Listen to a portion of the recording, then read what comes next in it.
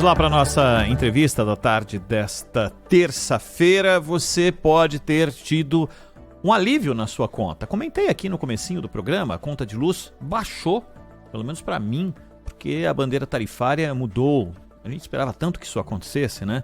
E para muita gente, vários ouvintes relataram aqui por mensagem enviada para o nosso WhatsApp, que perceberam isso na conta, uma redução na conta que está sendo paga agora, no mês de maio, relativa ao período de averiguação que envolve a boa parte do mês de abril.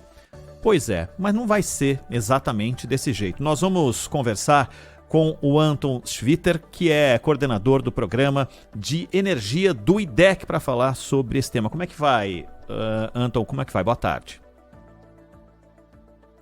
Tarde. Bom, tremendo de frio também, né? Tremendo de frio também. Aliás, um dos motivos a falta de água em reservatórios fez com que a necessidade de contratação de termoelétricas fosse necessária em uma época de carestia e de chuvas, e a necessidade de ter uma outra fonte para poder garantir o abastecimento. Mas parece que esse ano de 2022, para quem percebeu alguma coisa, tem contas a serem pagas e vão impactar na vida das pessoas até o fim do ano, mais do que se poderia esperar, né, Anton?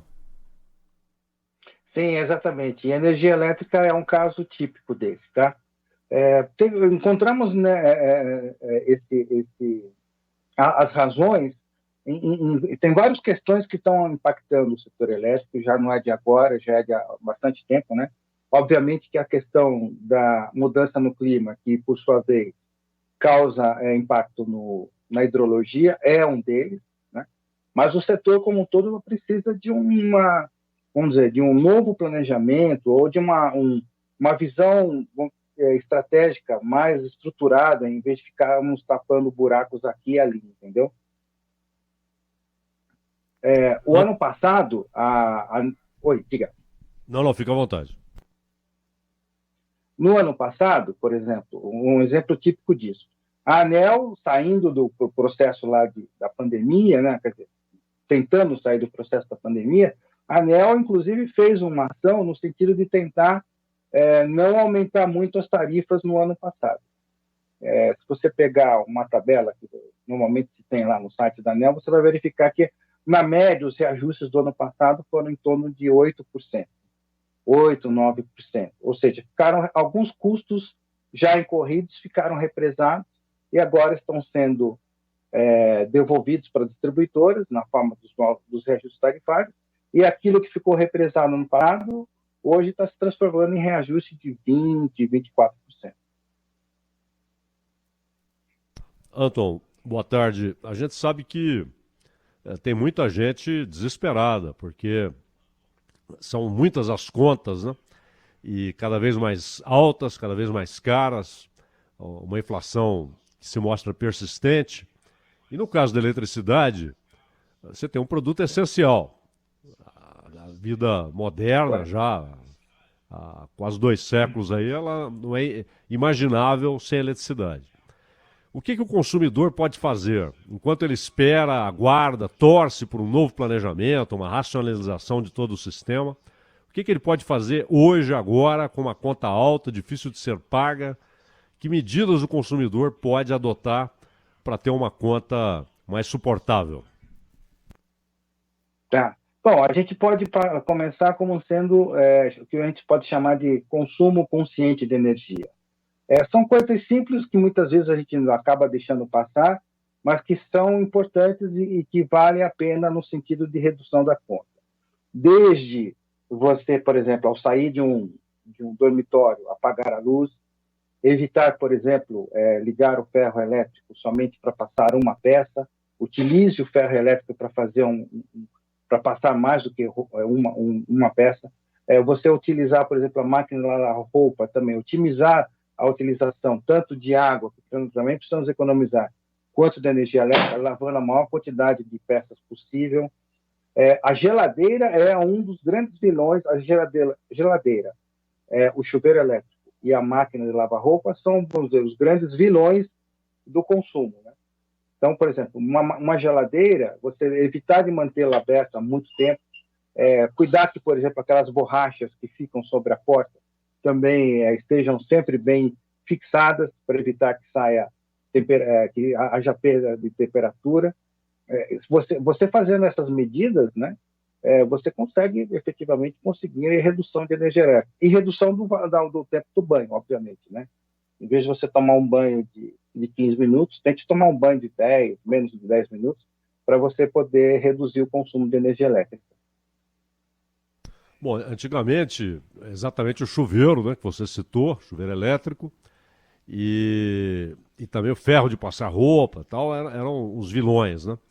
Hoje, com tantos equipamentos espalhados por aí, na casa de muita gente, você tem o computador, o carregador de celular, etc. E na época do calor, que é a maior parte do ano no Brasil, ar-condicionado, inclusive nas empresas, né? Você tem empresas aí que 24 horas por dia está lá o ar-condicionado ligado. Esses novos equipamentos e o ar-condicionado são os novos vilões? Eles têm um impacto muito grande, Anton? Eles não têm um impacto, pois ar-condicionado, sim.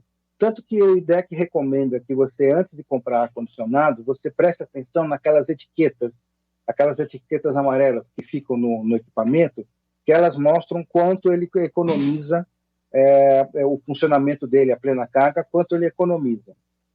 Algumas coisinhas, por exemplo, que podem parecer que são pequenas, mas quando você soma o total dentro da sua casa, acaba fazendo efeito. Carregador de celular. O carregador de celular, mesmo que ele não esteja conectado no celular, mas se ele estiver conectado na tomada, na rede elétrica, ele está, sim, consumindo energia elétrica. Então, se você não estiver carregando o celular naquele momento, tire o carregador da tomada. Porque numa casa, por exemplo, com 4 pessoas, 5 pessoas, essas 4 ou 5 pessoas terão celular. E a gente, às vezes, por preguiça ou por conveniência, acaba deixando o carregador conectado na tomada. É melhor tirar. Também, por exemplo, equipamentos eletrônicos como computador. Se você não estiver utilizando ele, feche a tampa, desligue ele da tomada. Não deixe ele ligado somente por estar ligado. Isso daí também, somando um com um, ao final do mês, vai causar um consumo, não vou dizer assim, expressivo, mas é uma redução de conta que você vai obter, sim. Anton, você que lida com um órgão que serve como anteparo aí para o consumidor, tem percebido que tipo de comportamento do consumidor? As pessoas, quando recebem esse tipo de... Isso é uma coisa que vai acontecer, a gente está discutindo aqui. Outras já aconteceram ao longo dos últimos meses e a conta foi alta, paga pelas famílias. As pessoas têm recorrido ao IDEC tentando de alguma forma buscar caminhos para individualmente tentar resolver uma situação que é da família de contas com valor excessivo, por entenderem que está sendo injusta aquela cobrança?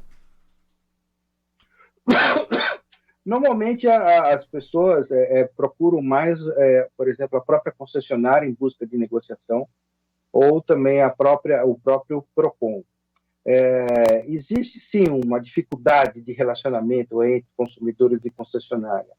A gente não pode esquecer que, apesar de estarmos no século XXI, já temos celular, banda larga, Wi-Fi e tal, mas uma parte da população, principalmente aquela que é mais carente, mais vulnerável, normalmente não tem à sua disposição todos esses mecanismos de entrada de uma solicitação ou de uma reclamação junto à concessionária, porque a concessionária, por sua vez, também está utilizando mais esses instrumentos, vamos dizer, digitais. E aí, aos locais para você poder fazer uma solicitação, uma reclamação ao vivo, são poucos, isso causa realmente grande estrangulamento no atendimento.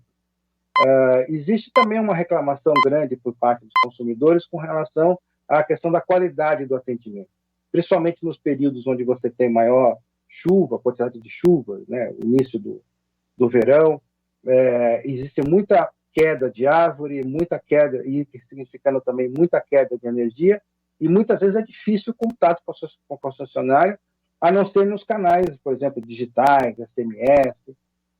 A gente sempre tem discutido isso junto com as concessionárias e com o regulador, no sentido de aprimorar essa forma de relacionamento para que você permita o maior fluxo de de informações e de comunicado da concessionária para o consumidor e do que o consumidor efetivamente precisa. E também existe um problema hoje que, com o aumento da carestia, no sentido de que tudo está aumentando, a inflação está aumentando, o custo de vida aumentando e a energia elétrica também, muitas famílias, principalmente aquelas mais vulneráveis, têm tido dificuldade no pagamento de suas contas.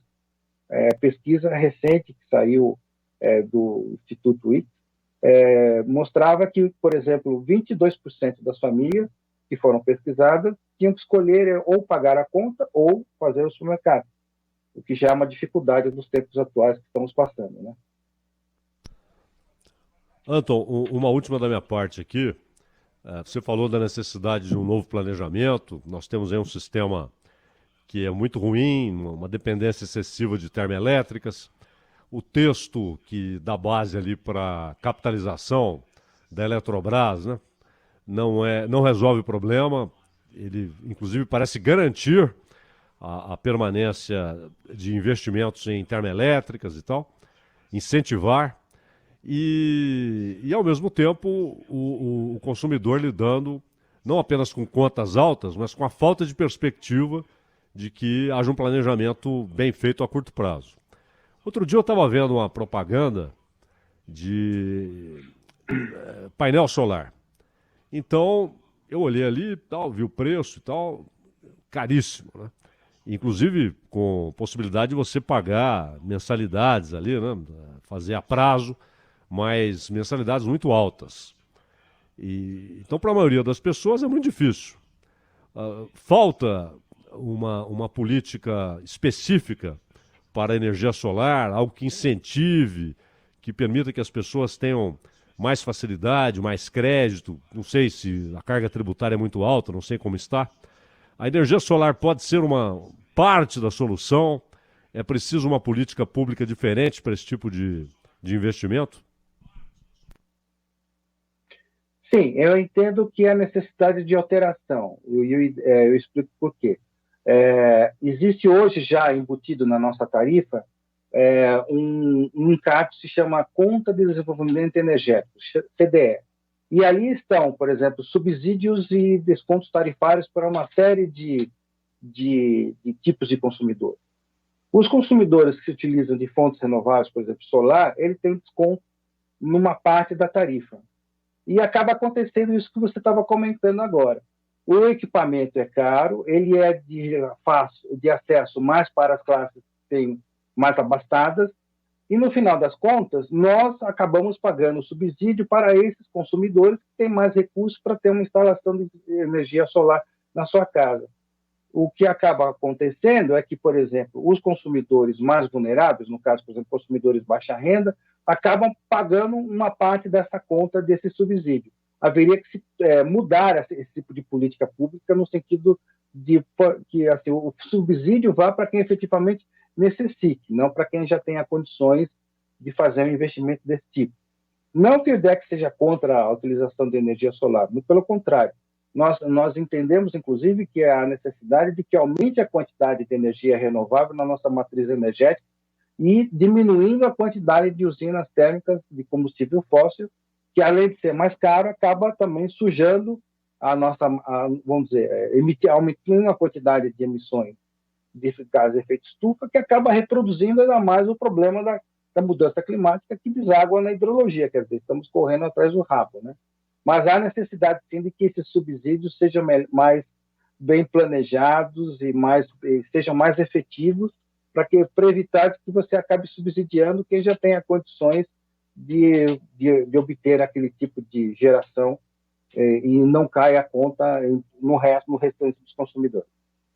Anton Schwitter, que é coordenador do programa de energia do IDEC, nos atendeu aqui na Rádio Bandeirantes. Anton, um grande abraço, muito obrigado pela atenção com a Rádio Bandeirantes, até uma próxima. Muito obrigado à disposição de vocês. Agora 4h35. Rede Bandeirantes de Rádio.